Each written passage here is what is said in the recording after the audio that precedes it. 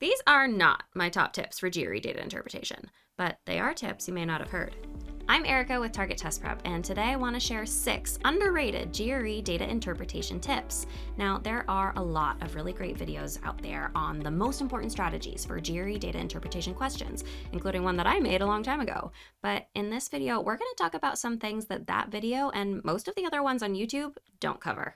Let's jump in. My first underrated tip for GRE data interpretation is to save data interpretation study for last. I hadn't seen this tip before Jeff here at Target Test Prep shared it, and it is great. Data interpretation is best known for the way it presents data, in graphs, tables, charts, you name it. But that's not all it's testing.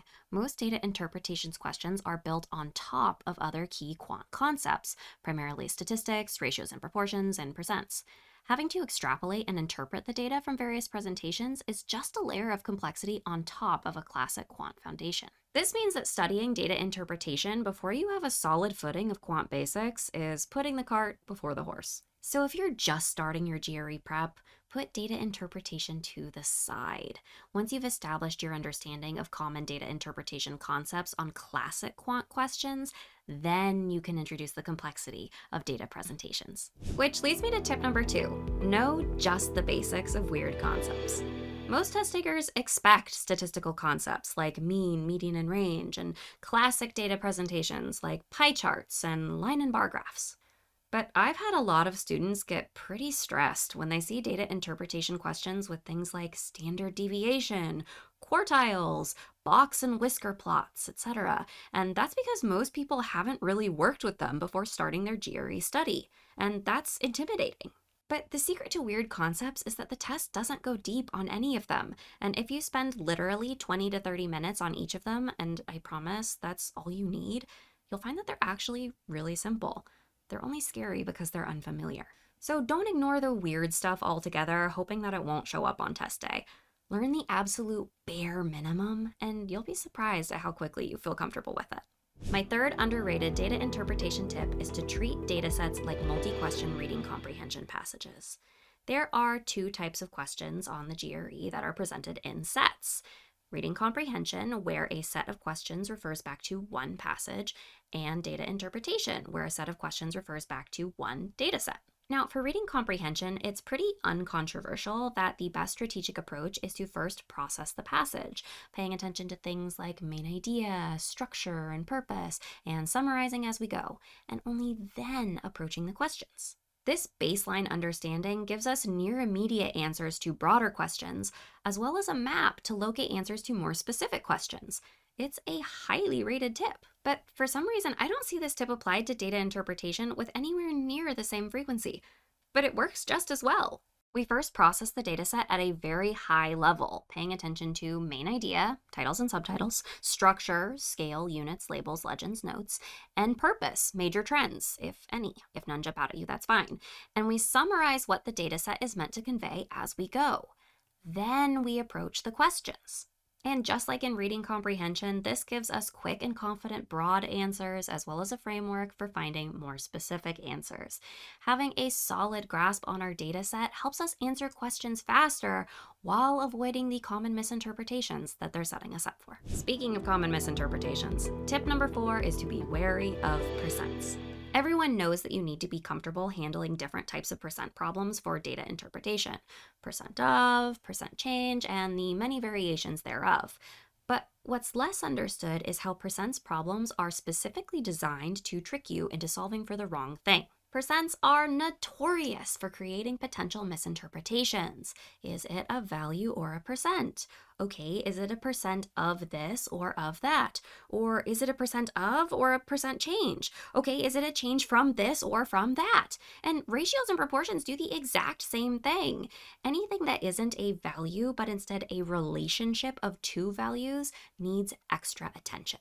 These are classic traps on regular quant questions, as well as in some critical reasoning style reading comprehension questions. But I find that the extra layer of working with data sets distracts most test takers, causing them to slip up more frequently on data interpretation. So if you see a percent, be on your guard. These mistakes are easy to make, but they are just as easy to avoid if we pay attention. And one of the best ways to pay attention is to follow tip number 5. Take the question stem piece by piece. I like this tip for the whole quant section, and particularly for word problems, but it is absolutely critical for data interpretation. I've seen a lot of test takers who do amazing analyses of their data sets, paying attention to everything that could possibly trip them up. But they breeze through their question stem, completely missing pieces of information that cost them the question. But there's a simple fix. Instead of trying to process the whole question stem at once, take it one piece of information at a time. Each time you get a new piece of information, do something with it, whether that's locating something in your dataset, writing something down, or making a mental note of a looming trap.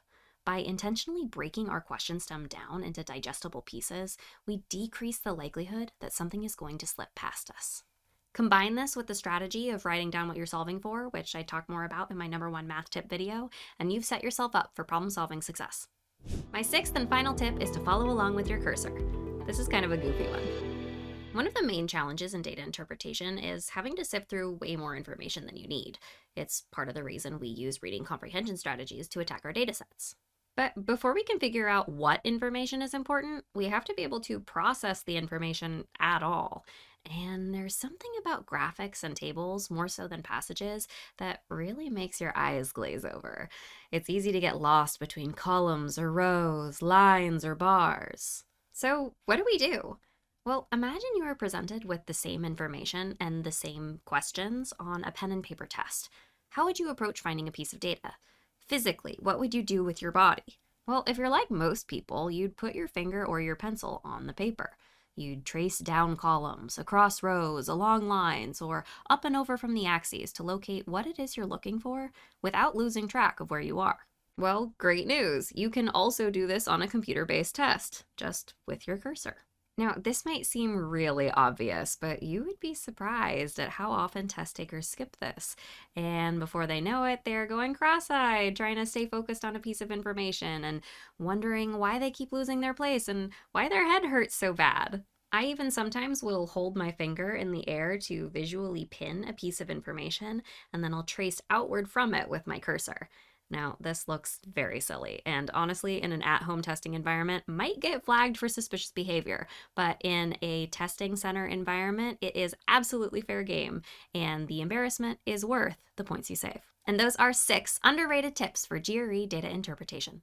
If you have any questions or suggestions for future videos, leave us a comment. And if this video helped you, give it a like and subscribe for more videos from me every Wednesday.